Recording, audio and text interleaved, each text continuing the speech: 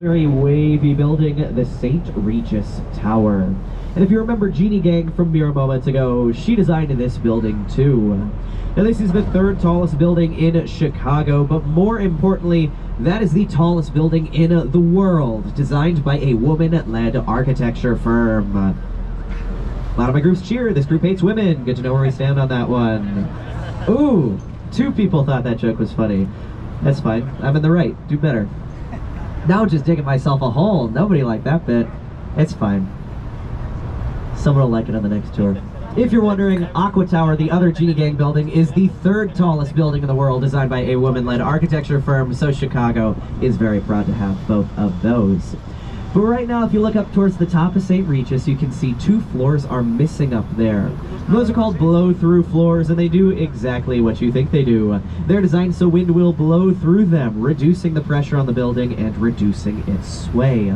But this is a very tall building, so on the top level, they also have inertial slosh dampers. Those same giant tanks of water that were used in the Y-shaped building back at Wolf Point. It is so tall it needs 2 ways to keep from falling over. If you're wondering what's Jeannie Gang been working on recently, well, she's been keeping herself busy working on the $8 billion renovation of O'Hare Airport. She beat out the biggest names in architecture in the world for that job, and for good reason, because she recently won the MacArthur Genius Grant. So she is a certified super genius, and more importantly to people here in town, she is also a Chicagoan. Now finally, the last building we're going to talk about on the tour, on your left, the curvilinear black box modernist Lake Point Tower.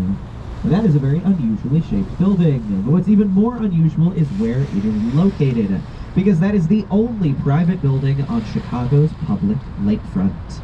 It was built over there exploiting a zoning loophole which was closed very shortly after it was constructed, but Chicago looked out, saw what would happen if we developed our lakefront, and we decided we didn't want to do that. So Chicago's lakefront will forever remain free and clear, so that everybody can enjoy it, not just those who can afford to live at the top of the tallest tower. Although speaking of those who can afford to live at the top of the tallest tower, despite the rumors, Oprah never lived there. But if you see the circular part on top, that used to be a French restaurant called Cité. Oprah frequented it so much, people thought she just lived in the building. And my last fun fact about it, Lake Point Tower was featured in the HBO Max series Station 11. This is not important, but it's a show I saw that I liked that didn't get a lot of recognition, so I bring it up. And every once in a while, one person knows what I'm talking about, and they get to feel very special. Now I'm going to stop talking and spin a lot of me for this whole thing. We're going to head out a little further towards Lake Michigan before we spin the boat around and take you back into the dock. When we get back on the other side of the bridge, I will get back on the mic, do some housekeeping, and close it all out for you. But right now, feel free to get up, stretch your legs, last call for bathrooms, last call for bar. I know it sounds like I'm joking when I say last call for bathrooms. I am not. There are no restrooms on our dock. If you have to go to the bathroom, it is either now or walking across the street to Walgreens. I've been to the Walgreens bathrooms. Not my favorite part of Chicago. I would go now. When we get back to the dock, the bathrooms are closed. We got to get you off the boat so we can get the next group on, so please plan accordingly. Most importantly, the view out here is amazing, so feel free to take some pictures. And I'll be walking around, so if you have any questions, just let me know. I'd be happy to help.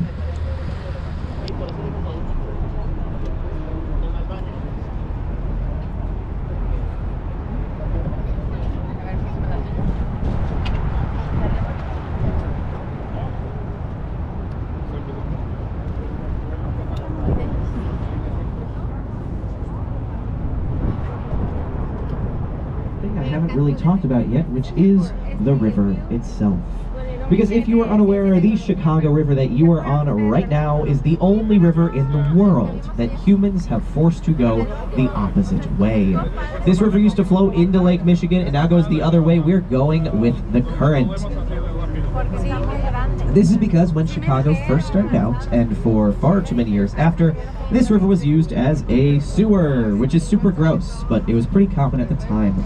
A lot of cities in America did it. You just dumped your sewage in the water, it got whisked away, you didn't have to worry about it. Unfortunately for Chicago, this meant our sewage was going right into Lake Michigan, our source of fresh drinking water. When your drinking water has sewage in it, people get sick all the time. Chicago was very quickly becoming the cholera capital of the world, and nobody wants to be called that. So the obvious thing to do was stop using the river as a sewer. Instead of doing that, Chicago called in the U.S. Army Corps of Engineers, and for 8 years, those engineers dug a canal connecting the Chicago River to the Des Plaines River system, which was at a lower elevation. This way, the power of gravity pulled the water away, reversing the flow of our river. It is a very cool thing to have. It is truly the only river in the world like it, but the reason behind it is not so great. Obviously, still not the cleanest river, but it is doing so much better. Back in the 70s, only about 8 species of fish could live in this water. Now over 70 species live here. So slowly but surely, life is returning to our river. And as you saw on the tour today, architects are helping with that, putting buildings up all along the riverfront so that people live here, they spend their time here, they are drawn in. Because when you are looking right at the problem, it becomes a whole lot harder to ignore. Now back to the boring housekeeping stuff. Once again, if you are standing, it is time to take a seat.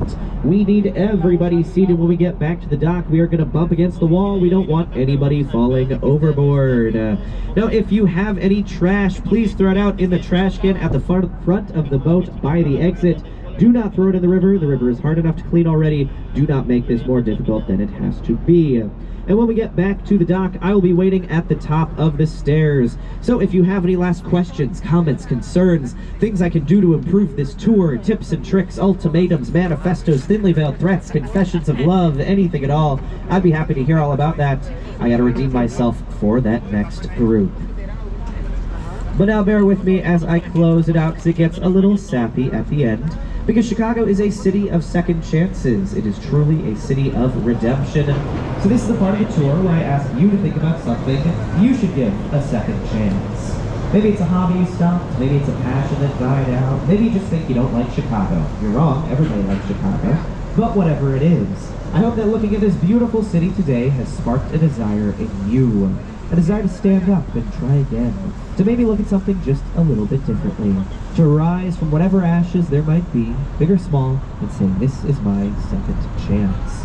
And I hope you give it a shot, because you never know what might happen. But for the record, when I say second chance, I do not mean texting that ex. You know which one I'm talking about. You made the right choice, and I'm proud of you. But now that we're almost back at the dock, whether you are from around here or not, you are all honorary Chicagoans in my eyes. So if nobody has said it to you yet, please allow me to be the first to say welcome back and welcome home to your sweet home, Chicago. Thanks for coming, everybody.